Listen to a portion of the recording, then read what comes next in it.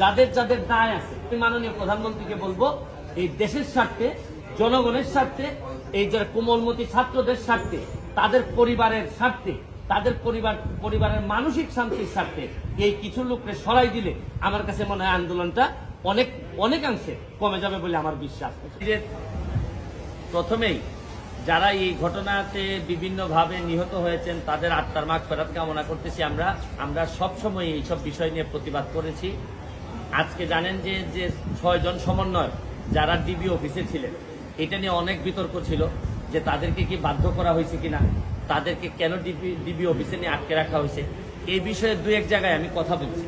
ও unofficially তারা আমাকে যেটা জানিয়েছেন যে আমি বললাম যে আপনারা চাইলে তো এদেরকে অ্যারেস্ট করতে পারেন, আপনারা তাদেরকে আটকে রাখছেন যে এই অভিযোগ, এই বিষয়ে আপনাদের মন্তব্য কি।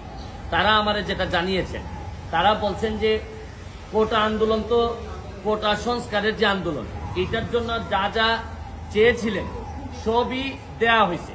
মানে যারা এই কোটা আন্দোলনে, কোটা সংস্কারের আন্দোলনে তারা যা চেয়েছিলেন তার চেয়ে দেখা যাচ্ছে যে 95%, 93% দেওয়া হয়েছে। মানে ওনারা যা চেয়েছিলেন কোটার বিষয়ে কিন্তু আর কোনো বক্তব্য এখন আর নাই। কোটা বিরোধী আন্দোলনের কোনো কথা এখন আর মাঠে নাই। তারপরও মাঠে মানুষ কেন?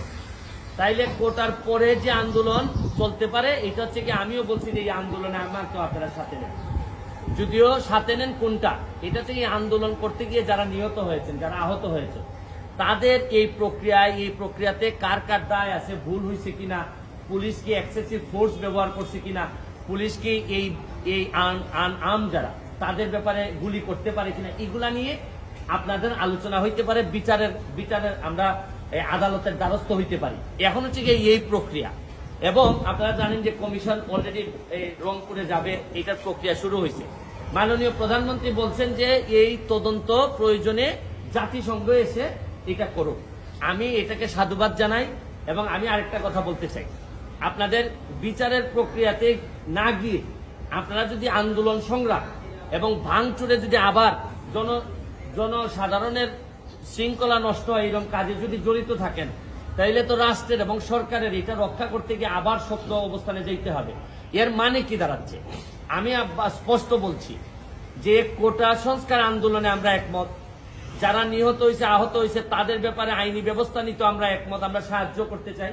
কিন্তু এই আন্দোলনটাকে যদি আপনারা মনে করেন, এই আন্দোলনটারে যদি আপনারা মনে করেন যে এখন আপনারা সরকার পতন করবেন, আপনারা মাননীয় প্রধানমন্ত্রীকে কোনোভাবেই দেখতে চান না, তাই এই আন্দোলনে তো আমরা সব একমত না। এটা আমি বারবারই বলছি যে আমি ব্যারিস্টার সুমন, আমি একজন স্বতন্ত্র এমপি হিসাবে আমি তো আমার পতন চাইতে পারি না কারণ ছাড়া, বা আমার বিরুদ্ধে অভিযোগ ছাড়া। এখন সরকার পতন মানে তো আমারও পতন আমি চাই। প্রশ্ন হচ্ছে কি, কোটা আন্দোলনের জন্য আসছিলেন, আপনারা সফল হয়েছেন এবং এটা মানতে বাধ্য হয়েছে সবাই, এটা আদালতের মাধ্যমে আসছে। এখন আপনারা বিচার চাইতে পারেন যে কোন কোন জায়গায় অন্যায় হয়েছে। এবং আমি আপনাদের মাধ্যমে আরেকটা কথা বলতে চাই, আপনারা জানেন যে ডিবির যিনি হারুন সাহেব ছিলেন, এই যে হাইকোর্ট তাকে নিয়ে একটা কথা বলছে যে তামাশা, আপনি জাতির সাথে এটা তামাশা। এরপরে কিন্তু সরকারের একটি, আমার কাছে মনে হচ্ছে যেটি ভালো দিক, যে পরের দিনই কিন্তু তাকে এইখান থেকে সরাই দেওয়া হয়েছে। আমি মাননীয় প্রধানমন্ত্রীর কাছে আমি একটা দাবি জানাবো, এটা মনে করি যে আমি সাধারণ ছাত্রের পক্ষে আমি দাবিটা জানাইতে চাই। এইটা হচ্ছে গিয়ে যে এই প্রক্রিয়ায় হারুন সাহেবকে যেভাবে সরাই দেওয়া হয়েছে, এই প্রশাসনে মন্ত্রী থেকে শুরু করে এবং দলের নেতারা যারা এই কাজের সাথে ব্যর্থতার পরিচয় দিচ্ছেন, আমি দাবি জানাবো যে তাদেরকেও যদি এই জায়গাগুলো থেকে সরাই দেন, তাহলে আমার মনে হয় ছাত্রদের জন্য আরেকটি শান্তির বিষয় হবে। আমরা তো এই জীবনগুলো ফিরাই আনতে পারবো না, যে জীবনগুলো মারা গেছে, অন্তত তাদের আত্মার শান্তির জন্য আমরা যে সব জায়গায় এই ব্যর্থতা আছে, এই মানুষগুলার যদি আমরা সরাই দেই, তাহলে আমি মনে করি দল, দেশ, ছাত্ররা যারা আন্দোলন করতেছে তাদের জন্য, তাদের পরিবারের জন্য একটা শান্তির বিষয় হবে বলে আমি মনে করি। একাধারে আইনজীবী, আপনি সেলিব্রিটি একজন সামাজিক মাধ্যমে, আবার আপনি একজন সংসদ সদস্য, আইন প্রণেতা। এই পুরো প্রক্রিয়ার ভিতরে মোটা দাগে যদি দু চারটা ব্যর্থতার কথা আপনাকে বলতে বলি, যে কোন কোন জায়গা আপনার মনে হয়েছে যে এই জায়গাগুলোতে হাত দেওয়া হচ্ছে, যেহেতু আপনি সরানোর কথা বলছেন, এক। আর দ্বিতীয় প্রশ্ন হচ্ছে, শিক্ষার্থীরা এখন অহিংস আন্দোলনে আছে, তারাও বুঝতে পারছে যে কি হয়ে গেছে 4-5 দিনে, তো সেই অবস্থায় যেভাবে বল প্রয়োগ করা হচ্ছে, এটা করার দরকার। আমি বল প্রয়োগের কথাটা বলতেছি, বল প্রয়োগের কথাটা বলতেছি হচ্ছে গিয়ে প্রথম দিকে শিক্ষার্থীদের আন্দোলন যেটা ছিল এইটাতে আমার ব্যক্তিগত অপিনিয়ন যে আওয়ামী লীগ এবং সরকারি প্রায় 90% লোক এই যে আন্দোলনটা ছিল সংস্কারের এটার সাথে একমত ছিল, কিন্তু শুক্র শনিবারে আমরা ব্রেক মেরে দিচ্ছি।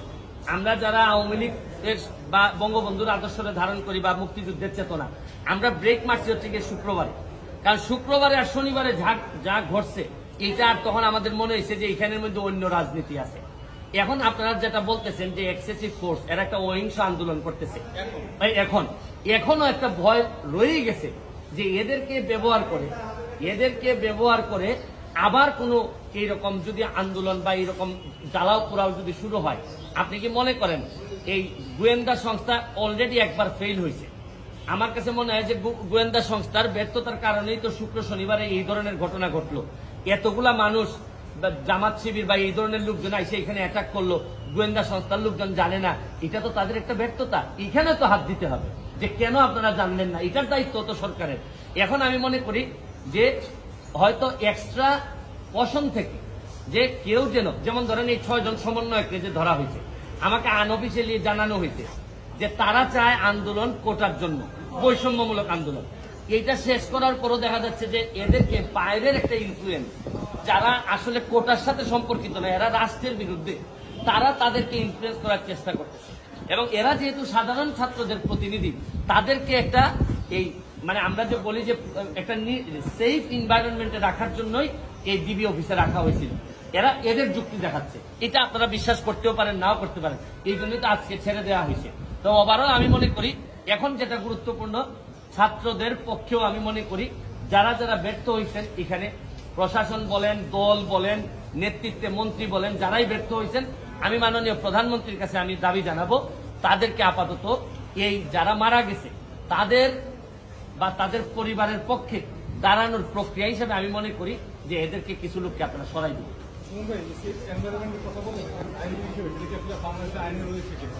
না, বাংলাদেশের আইনে আপনি তাকে ইচ্ছার বিরুদ্ধে তাকে নিয়ে যেতে পারবেন না, এটা স্পষ্ট আইন, এটাতে অস্বীকার করার কোনো সুযোগ নাই। তারা দেখা গেল যে স্টেটমেন্টও দিয়েছে, আমি দেখলাম যে মনে করলাম যে স্টেটমেন্টটাও জোর করে আদায় করা হয়েছে, এই ধরনের কথা মনে করলাম। আমি প্রথমেই আপনাকে বলি, কাউকে ইচ্ছার বিরুদ্ধে কোনো জায়গায় আপনি আটকে রাখতে পারবেন না, এটা একদম প্লেন একটা লোক। কিন্তু এক্সেপশন আছে, কখন আপনি যেমন আমাকে যখন লাইফ থ্রেট দেওয়া হয়েছিল, আমি যখন এই দুই সপ্তাহ আগে আপনারা জানেন, এই সময় আমার বলা হয়েছে যে আপনি বাসা থেকে বের হবেন না। এই যে বের হবেন না, এটা কিন্তু আমাকে থ্রেট না, তারা কিন্তু আমাকে আটক করে রাখেন, আমার সিকিউরিটির জন্য বলছে যে আপনাকে এখন আর বের হইতে দেওয়া হবে না, আপনি আসবেন না। তো আমি যেটা বলতে চাচ্ছি যে এদের যদি দেখতে হবে যে এরা ক্ষতিগ্রস্ত হয়েছে কিনা, এদেরকে ওইটার ভিতরে নিয়ে মারামারি করা হয়েছে কিনা, বা তাদেরকে যে বক্তব্য দেওয়া হয়েছে এই বক্তব্যের সাথে আপনি একমত কিনা।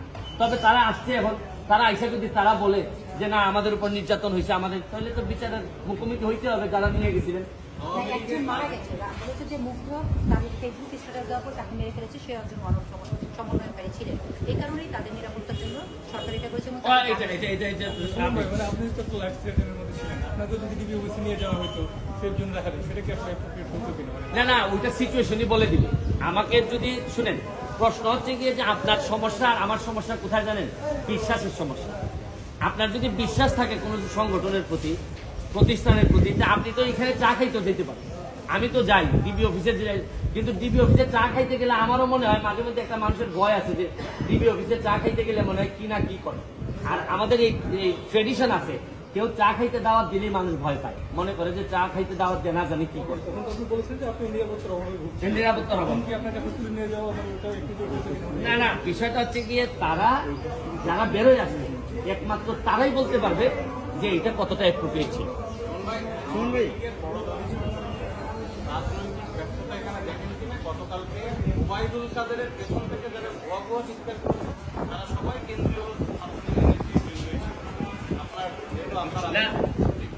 এটাই তো আমি বললাম যে আপনাদের ছাত্রলীগের যারা ভুয়া ভুয়া বলছেন তারা নিজের লোকই তো ভুয়া ভুয়া বলছেন, এবং আরো শুধু ভুয়া বিষয় না, বা ধরেন ছাত্রলীগের যারা ভুয়া না বলে যদি তার প্রশংসা করতো তাতেও তো দায় এড়ানো যাবে না। যাদের যাদের দায় আছে, ছাত্রলীগ ভুয়া বলছে এই কারণে যে দায় বাড়ছে তা না, প্রকৃত অর্থে তার যদি এই ব্যর্থতায় কোনো দায় থেকে থাকে বা যাদের আছে তাদেরকে আমি মাননীয় প্রধানমন্ত্রীকে বলবো এই দেশের স্বার্থে জনগণের স্বার্থে, এই যারা কোমলমতি ছাত্রদের স্বার্থে, তাদের পরিবারের স্বার্থে, তাদের পরিবারের মানসিক শান্তির স্বার্থে এই কিছু লোককে সরাই দিলে আমার কাছে মনে হয় আন্দোলনটা অনেকাংশে কমে যাবে বলে আমার বিশ্বাস। আর শুধু আন্দোলন কমলেও তো হবে না, এই সরকারকে আরো অনেক পথ পাড়ি দিতে হবে। যাদের মনে কষ্ট পাইছে এই মনে কষ্টকে আবার ব্যাক করে নিয়ে আসার জন্য একটা লম্বা পথ পাড়ি দিতে হবে। সুমন ভাই, এখন যারা মাঠে আন্দোলন করছে তারা বলছে যে সাধারণ শিক্ষার্থীদেরকে তুলে নেওয়া বিভিন্ন জায়গা থেকে, এই কারণেই তারা আন্দোলন করছে, তাদের মুক্তির আন্দোলন করছে।